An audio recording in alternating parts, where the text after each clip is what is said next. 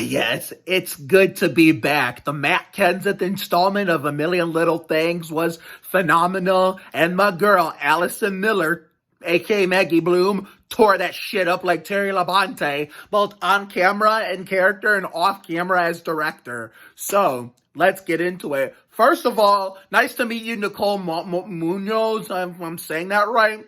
Honestly, I had no idea that they put you in as Vali in place of the other girl that played her, but as much as I got used to her and liked her, and now I'm sad that she's gone, but I really like you too. I mean, you seem like a really amazing actress and a very sweet girl and a hell of a person, so nice to meet you, and maybe they'll bring Vali back now that, you know, whether it's Eliza or you, knowing that, you know, the character worked it out with Valerie. So I wanted to get that off my chest as the first part I want to go over. So then let's get this important part of the way. My main man, Brian Markison, is one of my favorite characters, like one of my favorite, like, minor characters. Craig Saunders showed up at Eddie's door. And I don't know if Eddie was sugarcoating, lying, or telling the truth, but it sounded like he was telling the truth to the point where, you know, I get it. Anna, you know, doesn't want to lose Eddie, you know, after, you know, having that awkward ass encounter with the Peter, the episode before, like right the episode where we lost him in the Booty Biffle installment.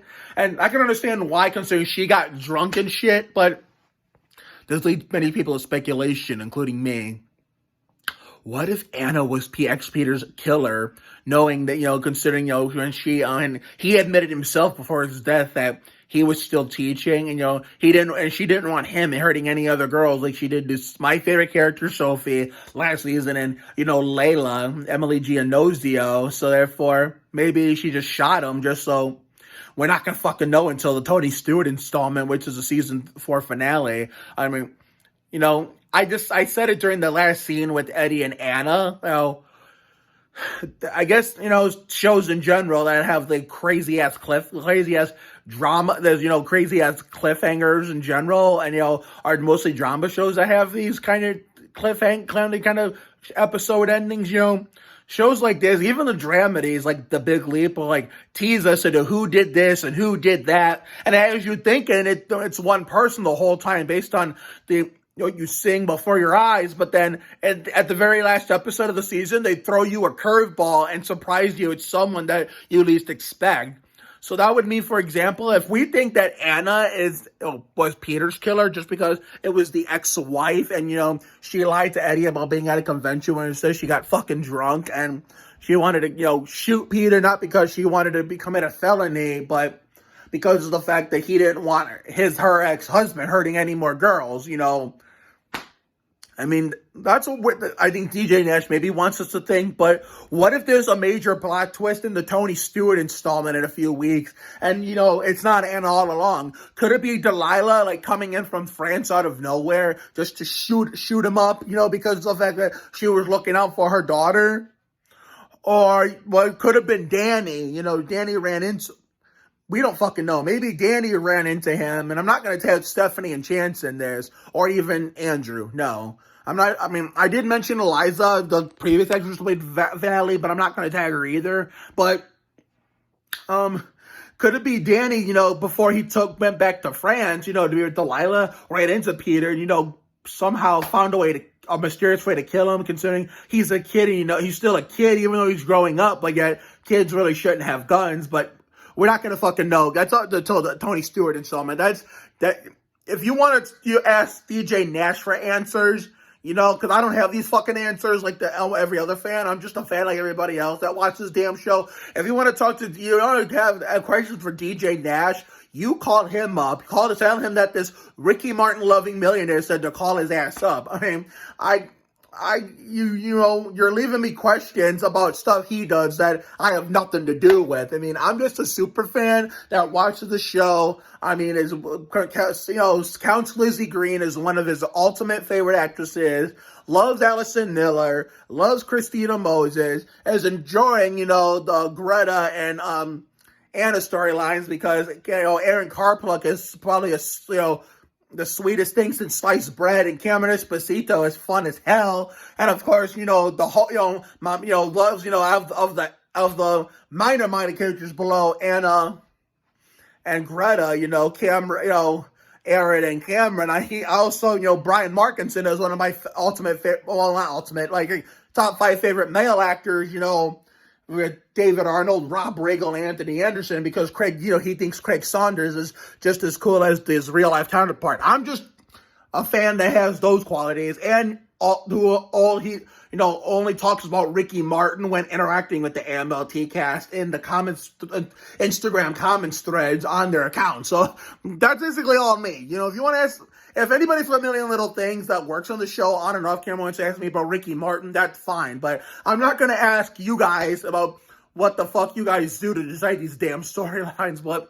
And one of these days, I hope you guys, put the effort in to connect your virtual device, computer, your iPad or whatever, to the TV and somehow, and, take time out of your day to watch all these A Million Little Things videos, like these episode reviews and these birthday tributes I give you, just to say, hey, Mark Oliveros made this cool video. Let's plug in the computer or the iPad or the tablet and to the TV and actually watch it. So, because I've had people do that with my videos before. That's not from TV, but from NASCAR. Watch my video, staying in their hotel room, connecting their, since they don't have cable, connecting their virtual device to a TV and actually watching a YouTube video, considering it was mainly about the people who are watching it. That's what I hope A Million Little Things, the people who are on that show do one of these days, when they're in the middle of filming, taking breaks in between filming, they plug in their virtual device and watch one of my videos on the big screen, YouTube videos on the big screen, or the Instagram version. But that's just a passionate fan of me doing wishful thinking. But at the same time, it could happen. You never know.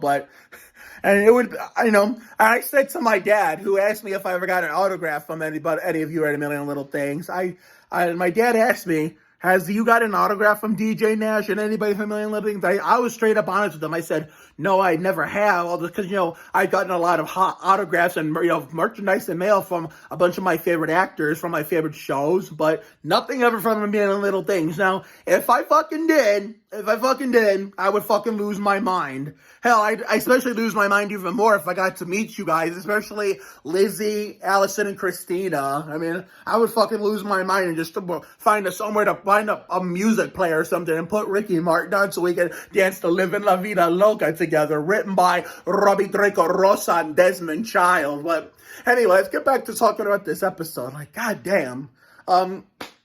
Yeah, but considering, I'm glad, because Gary had a minor health scare in the previous couple episodes, the Booty Biffle and Michael Waltrip, I think. I don't think the Foyt one, it was a Larry Foyt one, it was a factor.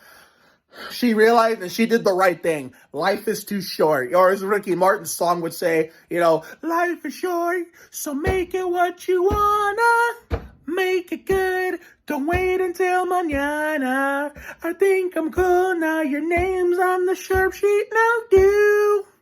Now the best thing about me is you. And I know that in Spanish too, but I'm going to save that for sometime down the line as we finish the season. But she realized life is too short, basically, even if she wanted to still be pissed at him, for, all the bullshit he did with the whole Peter sexual assault thing in the past, there's no way, Gary might have a baby with Maggie one of these days, and I don't think it's going to be the cliffhanger, which, obviously, why the fuck would it be? But, considering she stopped by to see Maggie tonight, who was working, but then gave Gary a ride, and when she did him a favor that he asked, and even though she accidentally threw away the what, I'm not fucking mentioning that in the video, because I'm not getting my ass canceled, but that what, she accidentally threw away that wish she needed. But this wouldn't even be possible in real life. They turned around from the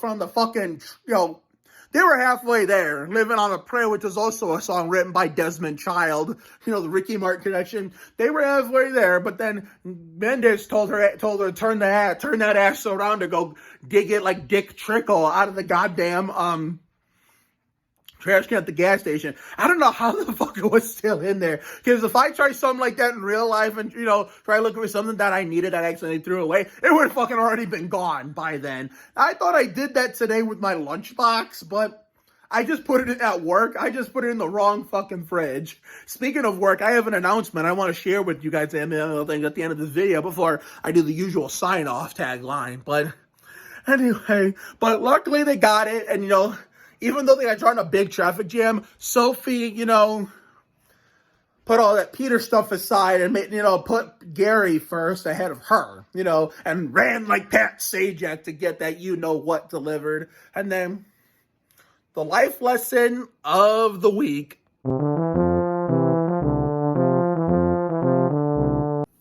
Whatever you decide, that's the right choice. You just gotta trust your instincts. Can I get an A fucking men for James Roday Rodriguez as Gary Mendez for giving us that life lesson of the week? The life lesson of the week segments are winding down as the television season is wrapping up, because we still probably have some episodes going into the early part of summer because Side Hustle and Danger Force on Nickelodeon, which we're gonna take care of tomorrow, but. Yeah, and besides, the working it out thing, I'm glad Rome opened up to those kids about, how he, struggled in the beginning, with, all the stuff, being the only few black people in the school, black students in the school, and, how the class was making fun of him and clowning him and making him look bad. And then when he finally, like, what am I doing? I got to tell these kids the truth. That way they know how to stop clowning me. Because I think they were clowning him because they knew he used to go there before them. And so he opened up and they finally listened and the class went well. I mean, it got off to a bad start, but at least since Regina or Tyrell or, oh my God, Dre wasn't there to help him out. He had to do it on his own. So that he was a real man and did it. So I'm proud of him. And I remember putting on Twitter while I was live tweeting before he opened up, poor Rome, those damn kids. But those damn kids turned out to be great kids, and they turned out to be really, really nice. So I'm proud of Rome for standing up for himself. And I'm proud of, Vali, the new Vali, Nicole Munoz, and, Valerie, Andrea Navedo, me encanta. I hope you know who Ricky Martinez. I'm glad they worked out their problems too. See, this is what I mean. They in the comedies, they have problems, the problems start stirring up like Sterling Marlin in the beginning. And then the problems, happen live before your eyes in the middle. And then they go the late part of the middle without talking because they're pissed off at each other. But in the end, was where we're going to probably see the last 3 episodes of the Goldbergs, the Stewart, Sadler, and Wood installments of the Goldbergs, the next 3 weeks after this week, since there was no new Goldbergs episode tonight. We're going to see that next week, We're probably going to see that next week and the last 2 episodes after that. But A Million Little Things, drama's like A Million Little Things. And what was the other drama I was talking about? Do we watch any other dramas? Oh, no. Even Promised Land was like that, too.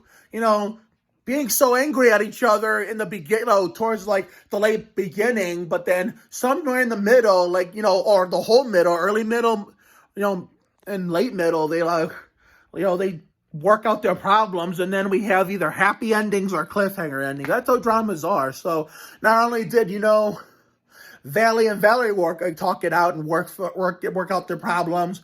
Not only did,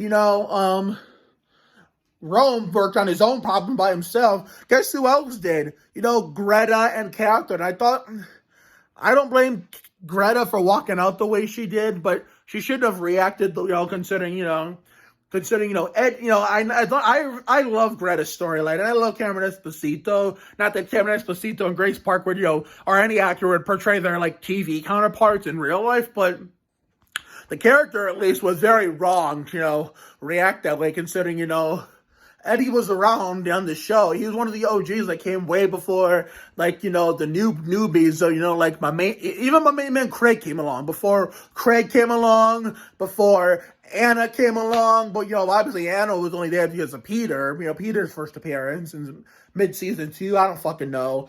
I mean, before we had, the Vali, both Eliza and now Nicole. Before, who's another newbie? Before Tyrell. Before any of these newbies showed up, before even the newbies who aren't even there no more, like Cam, because, Maggie broke up with them, Eddie was one of the OGs, Hell, even one of the OGs that was only there for season 1 ain't no longer there. Not that it would have mattered, because if she never would have left, we wouldn't have got, we would never seen her as Veronica on Promised Land. Christina Ochoa, so shout out to her, Damn, we made her Derek Cope 37th birthday tribute combined with Christina Moses, Buckshot Jones 44th. So, and those are my two favorite Christinas in the world, Moses and Ochoa. Me encanta.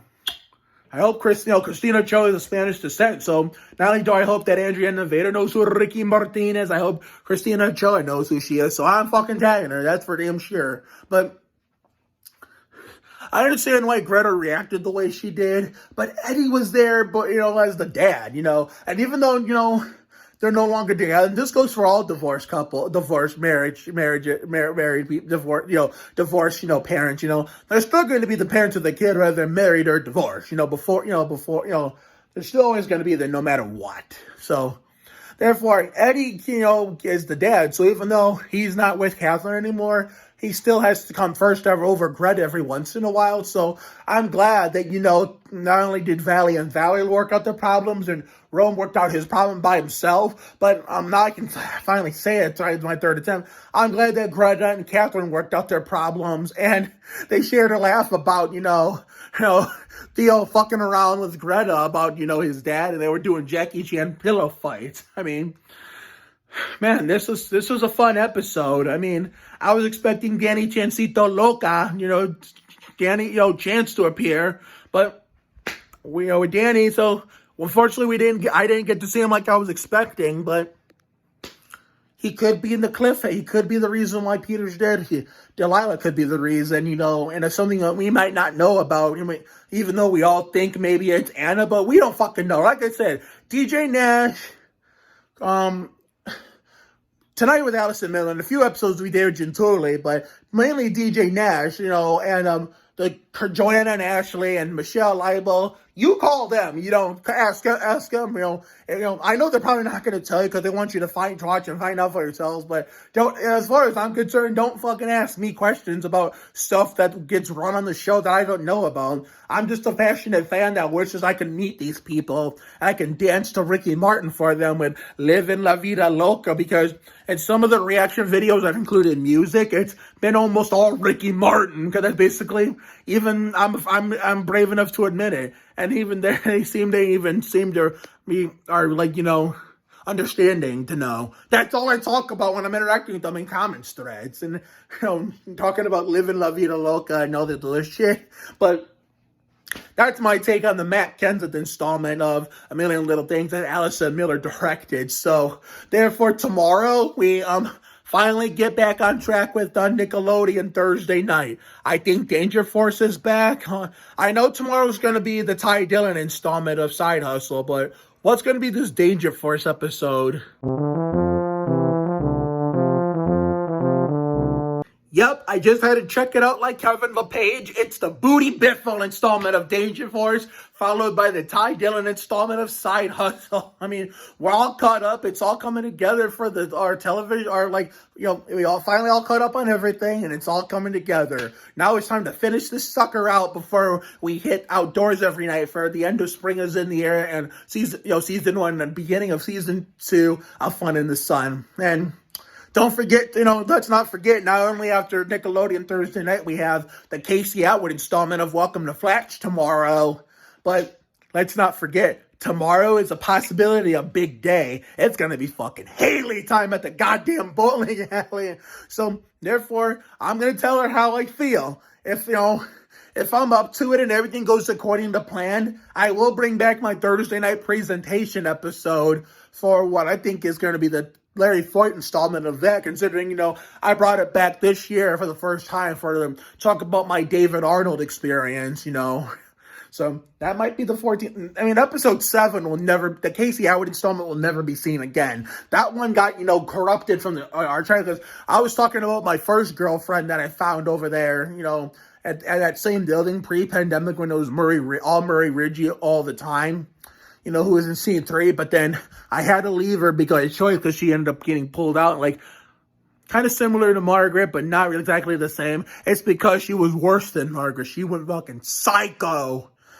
Well, that one went psycho. Well, Margaret, on the other hand, just didn't fucking listen to people. You know, I'm really making a dating service. But I do like this girl from, you know, the Learning Farm, you know, because she's there every Thursday like we are, but I haven't been there since, you know, we got put on the opposite side, and I couldn't really tell her. I didn't mean to tell her because I've been, you know, even my peers, family and friends like have said it themselves growing up, even not this year as an adult, you know, recent memories. If you don't want to be in a relationship with a girl anymore, or, you know, you actually like them, tell them right as soon as you can. That's what I'm doing. I wanted to tell her the last time I was there, but they ended up putting us on the other side because damn fucking tournament league kind of clogged up the side that, you know, that was the Learning Farm. So hopefully we can ask these bowling people nicely tomorrow to let us on the other side, put us on the same side of the Learning Farm and right next to them. And, you know, considering I'm on a money shortage, so I can't bowl, so, or I really have enough to either buy soda or bowls, which is going to have to be buy soda because I don't have enough money to bowl. So therefore, I'm going to buy a soda and, you know, chat it up with Hayley. And, you know, that's the name of the girl I like. And, you know, I'm going to tell her how I feel. So that's all I'm going to have time for. So I'm not even going to pack any socks, no bowling stuff, clothes or equipment tomorrow. So tomorrow, if everything goes, I'm only going to do the presentation video if everything, after the, you know, after Flatch, if everything goes according to plan. If everything goes according to plan and, you know, hopefully nothing backfires, then you'll see a video. But if you don't see a presentation video, Larry, for Installment, you'll know why. So wish me luck tomorrow, even though by the time this will be up, it'll already be tomorrow. But it'll be before, and it's long before we get there. So have a good night tonight and a better day tomorrow. Life will give you a lot of lows, but when you hit a high, enjoy it. It ain't for the weak. Goddamn, be you. You have to try harder to do less. You can't deport a dream. So take care, everyone. Good night. See you all for the next, Nickelodeon reaction video.